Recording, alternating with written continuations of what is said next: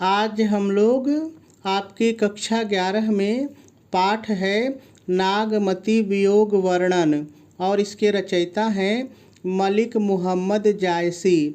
आज हम लोग इसके दूसरे पद्यांश का संदर्भ, प्रसंग, व्याख्या और काव्य सौंदर्य लिखना सीखेंगे।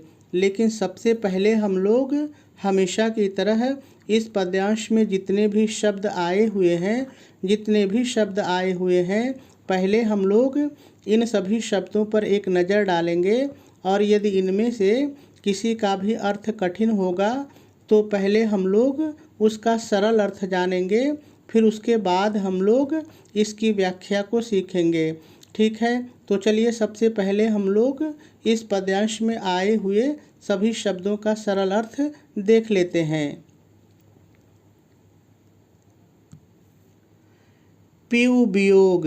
देखिए, पीयू वियोग माने प्रियतम के वियोग में, प्रियतम के वियोग में।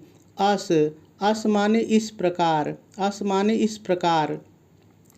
बाउर। देखिए, बाउर माने बावला या पागल, बावला या पागल। जीव, जीव माने प्राण, जीव माने प्राण।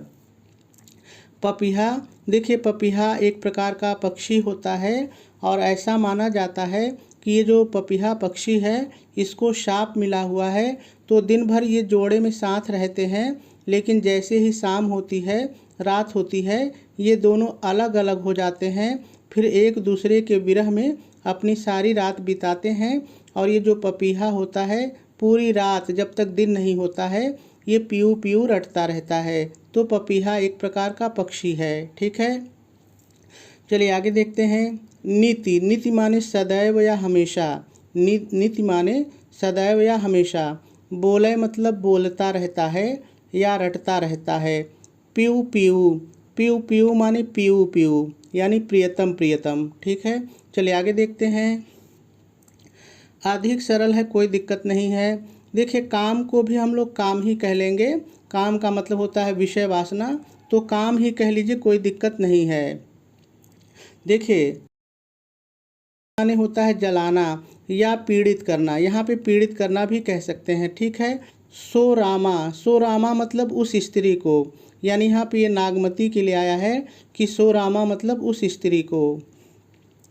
हरि। देखिए, हरि माने होता है हरण करना, हरि माने हरण करना। ले गयो, इसको दोनों को साथ कर लीजिए। ले गयो मतलब लेकर चला गया, ले गयो मतलब लेकर चला गया। सुआ, यहाँ पे सुआ रहेगा। सुआ माने तोता, जो तोता हीरामन है, पहले पद्यांश में आपने देखा था, तो तोता हीरामन। पीयूनामा। देखिए, पीयूनामा का मतलब यहाँ पर प्रियतम से ही है, राजा रत्नसेन से ही है, तो यहाँ पर थोड़ा सा समझ लीजिए कि रानी कह रही हैं कि जो तोता है वो प्रियतम के रूप में मेरे प्राणों को लेकर के चला गया है। आप व्याख्या में देख लेंगे। ठीक है, चलिए आगे देखते हैं। बिरह बाण। देखिए, बिरह बाण माने बिरह रूपी बाण, बिरह रूपी बाण। तस, तस मतलब इस प्रकार से, तस माने इस प्रकार से। लाग मतलब लग गया है, लाग माने लग गया है। न डोली। देखिए, न डोली का मतलब हिलडुल भी नहीं पा रही हैं, हिलडुल भी नहीं पा रही हैं। रकत। देखिए, रकत माने रक्त यानी खून, रक्त माने खून। पसीज। देखिए, पसीज माने पसीना होता है, पसीजना होता है, तो यहाँ पर थोड़ा सा समझ लीजिए कि जो कवि हम वो कह रहे हैं कि जो रानी नागमती हैं वो विरह में इतनी व्याकुल हैं कि उनका खून ही पसीना बन के बह रहा है। जो हम लोगों को पसीना बहता है वैसा सफ़ेद वाला पसीना नहीं, उनका लाल लाल पसीना बह रहा है, यानी खून ही बह रहा है। भीज गई मतलब भीग गई, भीज गई मतलब भीग गई। चोली यानी कि चोली ही कह सकते हैं, यानी कि आप कह सकते हैं कि वक्ष स्थल पर जो पहना जाता है वस्त्र, तो ऐसे भी आप बोल सकते हैं, तो चोली ही कह लीजिए, कोई दिक्कत नहीं है। सूखा हिया। देखिए, सूखा हिया मतलब हृदय सूख गया, हिया माने हृदय होता है, तो हम लोग उलट के बोलेंगे सूखा हिया मतलब हृदय सूख गया है। हार, हार मतलब जो गले में हार पहनते हैं तो वही हार है। भा मतलब हो गया है, भा माने हो गया है। भारी माने वजन, भारी माने वजन। हरे हरे, देखिए हरे हरे माने धीरे धीरे, हरे हरे मतलब धीरे धीरे। प्राण यानी प्राण, प्राण माने प्राण। तजहि, तजहि मतलब छोड़ रहे हैं, तजहि माने छोड़ रहे हैं या त्याग रहे हैं, त्याग रहे हैं। सब सरल है। नारी, देखिए नारी माने नाड़ी, नाड़ी का मतलब होता है जो हमें हमारे शरीर में नसें हैं, जो शिराएं हैं जिसमें खून बहता है, तो वही यहाँ पे स्त्री नहीं है, नाड़ी है, ठीक है। खन एक, देखिए खन एक का मतलब एक क्षण में, खन माने क्षण है तो एक क्षण में, आप कहते हैं ना कि एक क्षण में, तो वही एक क्षण में। आव, आव मतलब आती है, आव मतलब आती है। पेट मह मतलब पेट में या पेट के अंदर, पेट मह मतलब पेट के अंदर या पेट में। सांसा माने सांस, सांसा माने सांस। खनहि, खनहि माने भी एक क्षण में, यहाँ जो खन आया है तो वही चीज़ यहाँ पर भी है, खनहि माने एक क्षण में। जाय मतलब जाना चाहते हैं, जाय मतलब जाना चाहते हैं। जीव, जीव माने प्राण, जीव माने प्राण। होय, होय मतलब हो जाती हैं, होय माने हो जाती हैं। निराशा मतलब निराश, निराशा मतलब निराश। यहाँ पे समझ लीजिए कि जो रानी नागमती हैं उनकी सखियों के लिए आया है कि जो सखियाँ उनके पास हैं वो निराश हो जाती हैं, क्यों होती है वो व्याख्या में हम लोग देखेंगे। पवन डोलावही, देखिए पवन डोलावही का मतलब है कि बेना डुलाती हैं, बेना झालती हैं, जो हाथ से बेना, हम लोग नहीं गर्मी में लाइट चली जाती है तो हाथ से घुमाते हैं, वो बेना, तो बेना डुलाती हैं, ठीक है। सींचह मतलब सींचती हैं या डालती हैं, क्या डालती हैं, पानी। सींचह मतलब पानी डालती हैं, तो पानी डालती हैं कह लेंगे।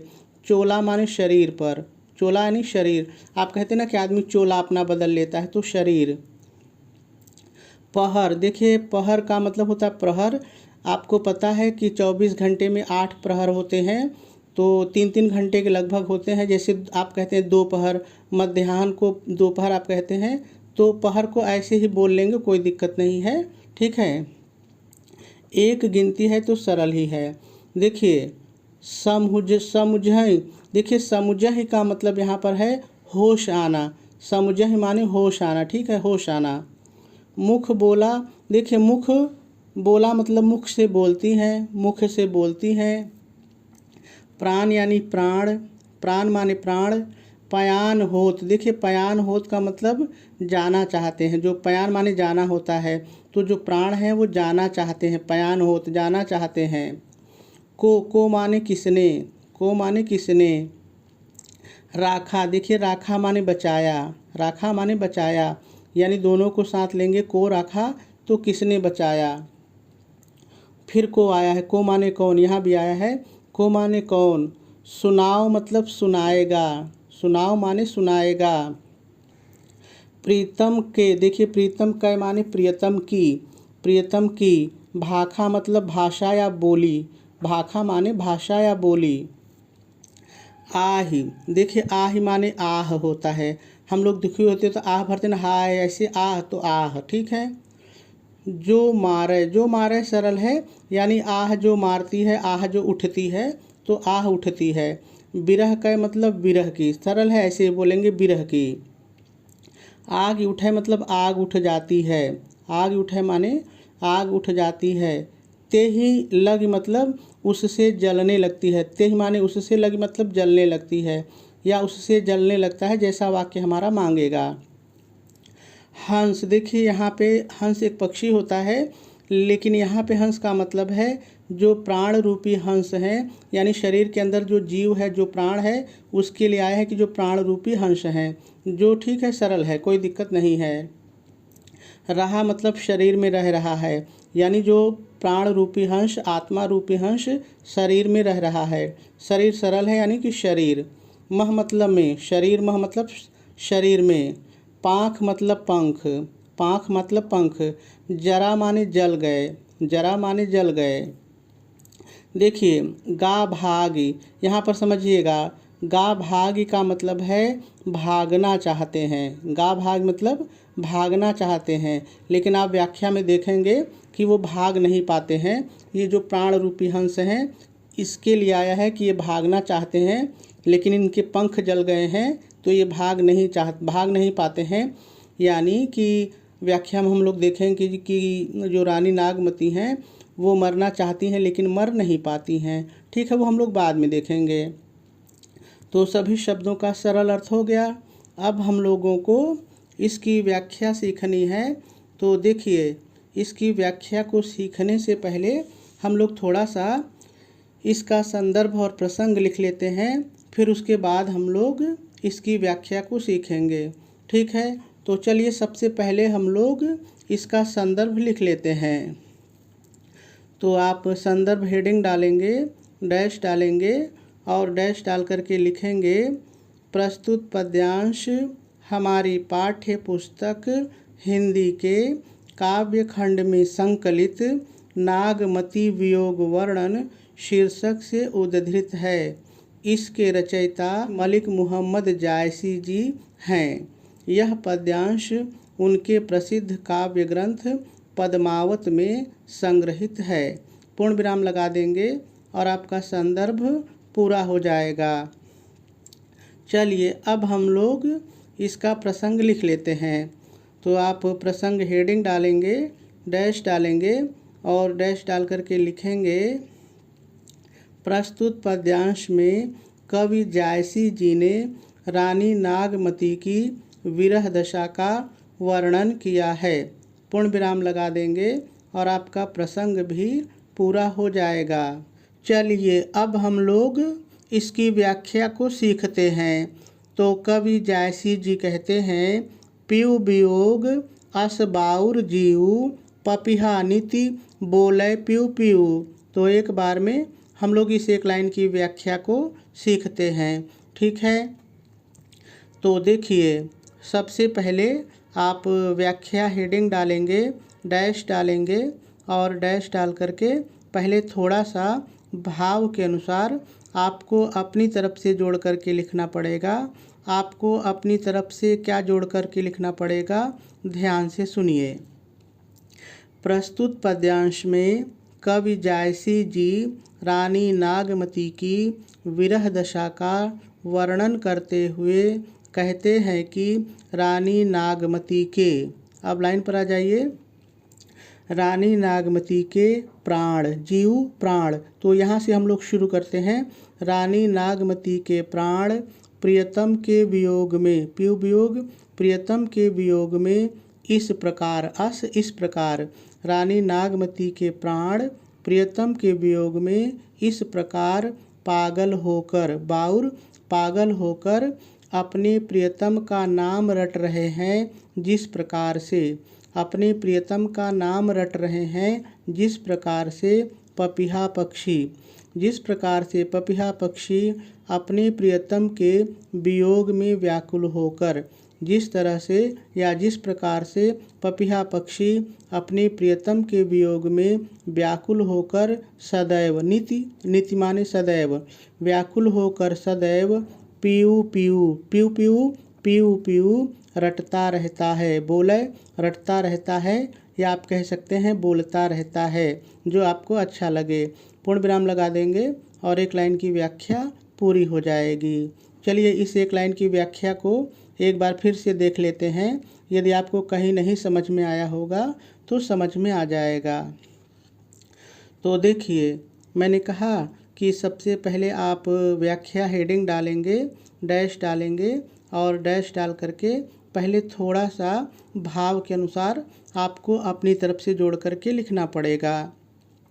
आपको अपनी तरफ से क्या जोड़ करके लिखना पड़ेगा, एक बार फिर से सुन लीजिए। प्रस्तुत पद्यांश में कवि जायसी जी रानी नागमती की विरह दशा का वर्णन करते हुए कहते हैं कि रानी नागमती के, अब लाइन पर आ जाइए, रानी नागमती के प्राण प्रियतम के वियोग में इस प्रकार पागल होकर अपने प्रियतम का नाम रट रहे हैं जिस प्रकार से पपीहा पक्षी अपने प्रियतम के विरह में व्याकुल होकर सदैव पीऊ पीऊ रटता रहता है। पूर्ण विराम लगा देंगे और एक लाइन की व्याख्या पूरी हो जाएगी। चलिए दूसरी लाइन पर चलते हैं। दूसरी लाइन कहती है, अधिक काम दाधय सो रामा हर ले सुआ गयो पीऊ नामा। आगे कवि जायसी जी कहते हैं कि उस स्त्री को, रामा माने स्त्री, सो रामा उस स्त्री को काम अत्यधिक, अधिक अत्यधिक, उस स्त्री को काम अत्यधिक जला रहा है, दाद है जला रहा है, उस स्त्री को काम अत्यधिक जला रहा है। और उसके प्रियतम को, पीयूनामा तो हम लोग कहेंगे उसके प्रियतम को, और उसके प्रियतम को तोता, सुआ तोता तो हम लोग तोता हीरामन भी कह सकते हैं। और उसके प्रियतम को तोता हीरामन हर लेकर, हर माने हर कर लेकर चला गया है। ले गया हूँ एक साथ कर लीजिए, हरण करके, हर मतलब हरण करके कर लीजिए, हरण करके लेकर चला गया है। और उसके प्रियतम को तोता हीरामन हरण करके लेकर चला गया है। पूर्ण विराम लगा देंगे और इस लाइन की व्याख्या भी पूरी हो जाएगी। चलिए इस लाइन की व्याख्या को एक बार फिर से देखिए। तो मैंने कहा कि कवि जायसी जी कहते हैं कि उस स्त्री को काम अत्यधिक जला रहा है और उसके प्रियतम को तोता हीरामन हरण करके लेकर चला गया है। पूर्ण विराम लगा देंगे और इसकी भी व्याख्या पूरी हो जाएगी। चलिए अगली लाइन पर चलते हैं। अगली लाइन कहती है, बिरह बान तस लाग न डोली, रकत पसीज भीज गई चोली। बहुत ही सरल लाइन है। आगे कवि कहते हैं कि रानी नागमती को विरह रूपी बाण, रानी नागमती को विरह रूपी बाण इस प्रकार से, तस इस प्रकार से लग गया है कि, रानी नागमती को विरह रूपी बाण इस प्रकार से लग गया है कि वह हिलडुल भी नहीं पा रही है, न डोली वह हिलडुल भी नहीं पा रही है। और खून रूपी पसीने के कारण, रक्त पसीज और खून रूपी पसीने के कारण उसकी चोली भीग गई है, भीग गई है। और रक्त रूपी पसीने के कारण, या आप कह सकते हैं रक्त रूपी पसीना बहने के कारण उसकी चोली भीग गई है। पूर्ण विराम लगा देंगे और इसकी भी व्याख्या पूरी हो जाएगी। चलिए एक लाइन, इस लाइन को फिर से एक बार देखिए। तो कवि जायसी जी कहते हैं कि नागमती को, रानी नागमती को विरह रूपी बाण इस प्रकार से लगा है कि वह हिलडुल भी नहीं पा रही है और उसका रक्त रूपी पसीना बहने के कारण उसकी चोली भीग गई है। पूर्ण विराम लगा देंगे और तीसरी लाइन की व्याख्या भी पूरी हो जाएगी। चलिए आगे देखते हैं। आगे कवि कहते हैं, सूखा हिया हार भा भारी, हरे हरे प्राण तजहि सब नारी। बहुत ही सरल लाइन है। आगे कवि कहते हैं कि विरह के कारण उसका हृदय, हृदय मतलब हिया मतलब हृदय, तो हम लोग विरह के कारण जोड़ लेंगे क्योंकि सारी घटनाएं ही विरह के कारण हो रही हैं। तो कवि कहते हैं विरह के कारण रानी नागमती का हृदय सूख गया है और उसके गले का हार भी वजन हो गया है, भारी हो गया है, या आप कह सकते हैं वजन हो गया है। और धीरे धीरे, हरे हरे धीरे धीरे, और धीरे धीरे उसकी सभी नाड़ियाँ, नाड़ी मतलब नस, और धीरे धीरे उसकी सभी नाड़ियाँ अपने प्राण तजने लगी हैं, तजने लगी हैं। और धीरे धीरे उसकी सभी नाड़ियाँ अपने प्राण तजने लगी हैं। पूर्ण विराम लगा देंगे और चौथी लाइन की व्याख्या भी पूरी हो जाएगी। चलिए एक बार फिर से देखिए। तो कवि जायसी जी कहते हैं, विरह के कारण रानी नागमती का हृदय सूख गया है और उनके गले का हार भी भारी लगने लगा है, या आप कह सकते हैं वजन लगने लगा है। धीरे धीरे, हरे हरे धीरे धीरे उनकी सभी नाड़ियाँ अपने प्राण तजने लगी हैं या छोड़ने लगी हैं। पूर्ण विराम लगा देंगे और इसकी व्याख्या पूरी हो जाएगी। चलिए आगे देखते हैं। आगे कवि कहते हैं, खन एक आव पेट मह सांसा, खन ही जाय जीव होय निराशा। बहुत ही सरल लाइन है। आगे कवि कहते हैं कि रानी नागमती के पेट में, पेट में रानी नागमती के पेट में एक ही क्षण में, खन एक ही क्षण में सांस सांस आती है। रानी नागमती के पेट में एक ही क्षण में सांस आती है। और एक ही क्षण में, खन मतलब और एक ही क्षण में प्राण, जीव माने प्राण, जाए मतलब चले जाते हैं या चले जाना चाहते हैं। और एक ही क्षण में, खन माने एक ही क्षण, और एक ही क्षण में जीव माने प्राण, और एक ही क्षण में प्राण जाना चाहते हैं। यह देखकर सखियां निराश हो जाती हैं। निराशा हो, यह देखकर सखियां निराश हो जाती हैं। यहाँ पर थोड़ा सा समझ लीजिए। इस लाइन में ये कहा जा रहा है कि जब रानी विरह में बहुत व्याकुल हो जाती हैं तो उनकी एक तरह से तबीयत खराब हो जाती है, तो उनकी सखियां उनको चारों तरफ से घेर लेती हैं। तो होता क्या है कि सखियां देखती हैं कि कभी उनके पेट में सांस आ रही है, यानी एक ही क्षण में उनके पेट में सांस आती है, तो फिर एक ही क्षण में ऐसा लगता है कि जैसे वो मर गई हैं, उनके प्राण चले गए हैं। और ये देख करके जो उनकी सखियाँ हैं वो बड़ी निराश हो जाती हैं। तो चलिए एक बार फिर से इसकी व्याख्या को देखते हैं।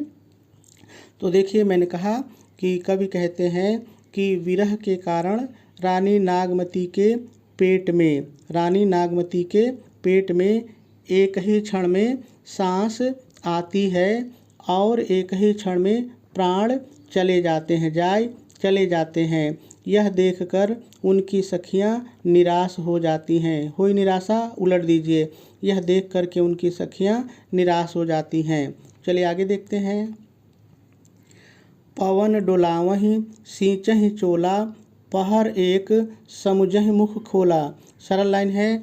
आगे कवि कहते हैं कि उनकी सखियां, ऊपर जब आपने देखा कि जब वो मरने जैसी हो जाती हैं, बेहोश हो जाती हैं, तब उनकी सखियां उनको पंखा डुलाने लगती हैं। पवन डुलावहीं, पंखा डुलाने लगती हैं और उनके शरीर पर, चोला शरीर पर, और उनके शरीर पर पानी डालती हैं। सींचे ही मतलब पानी डालती हैं। देखिए ज़रा सा समझ लीजिए, जब कोई बेहोश होता है तो हम लोग उसके मुंह पर छींटा पानी मारते हैं। तो यहाँ पर रानी नागमती जो है वो बेहोश हैं, तो हम लोग भी तो पंखा करते हैं और पानी डालते हैं। तो ऐसे ही उनकी सखियाँ उनको पंखा डुला रही हैं और उनके शरीर पर, उनके चेहरे पर पानी डाल रही हैं, सींच रही हैं। ठीक है, तो वही यहाँ पर कहा जा रहा है कि उनकी सखियाँ बेना डुला रही हैं और उनके शरीर पर पानी डाल रही हैं। तब एक प्रहर के बाद, तब एक प्रहर के बाद उनको होश आता है। समझे मतलब होश आना।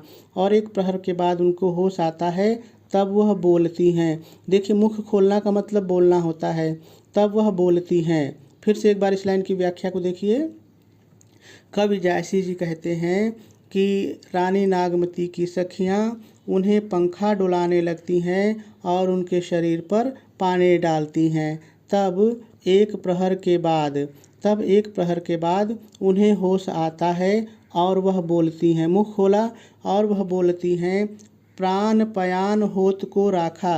फिर आगे रानी कहती हैं कि प्राण पयान होत को राखा, को सुनाओ प्रीतम कै भाखा। तो अपनी सखियों से रानी कहती हैं कि ये मेरे जो प्राण थे, ये जो मेरे जीव थे, मेरे प्राण थे, ये जो पयान होना चाहते थे, जो जाना चाहते थे, को राखा, इनको कौन बचाया। देखिए बहुत सरल लाइन, फिर से देखिए। रानी नागमती सखियों से कहती हैं, प्राण पयान, ये जो मेरे प्राण जाना चाहते थे, को राखा, इनको कौन बचाया। को सुनाओ प्रीतम कै भाखा, अब मेरे इन प्राणों को मेरे प्रियतम की वाणी, मेरे प्रियतम की भाषा कौन सुनाएगा। ठीक है, और इसकी भी व्याख्या पूरी हो जाएगी। चलिए इस लाइन को एक बार फिर से देखते हैं। तो देखिए, मैंने कहा कि जब रानी नागमती को होश आता है, पानी डालती हैं, होश आता है, तो अपनी सखियां से कहती हैं, प्राण पयान होत, मेरे प्राण जाना चाहते थे, तो फिर इनको कौन बचाया, को राखा, कौन बचाया। अब मुझे अपने प्रियतम की भाषा कौन सुनाएगा। को सुनाओ, कौन सुनाएगा। पूर्ण विराम लगा देंगे और इस लाइन की व्याख्या भी पूरी हो जाएगी। चलिए आगे देखिए। आगे कवि कहते हैं, आह जो मारे बिरह कै, आग उठे ते हिलाग, हंस जो रहा शरीर मह, पाँख जरागा भागी। बहुत ही सरल लाइन है। तो आगे कवि कहते हैं विरह के कारण, विरह के कारण जब रानी नागमती आह माने आह, विरह के कारण जब रानी नागमती आह भरती हैं तो, जो मारे भरती हैं तो, विरह के कारण जब रानी नागमती आह भरती हैं तो विरह रूपी आग उठती है, आग उठे तो विरह रूपी आग उठती है, उसमें उनका शरीर जलने लगता है, तेहि लाग उसमें उनका शरीर जलने लगता है और उनके शरीर के अंदर, शरीर में या उनके शरीर के अंदर, और उनके शरीर के अंदर जो प्राण रूपी हंस या आत्मा रूपी हंस निवास कर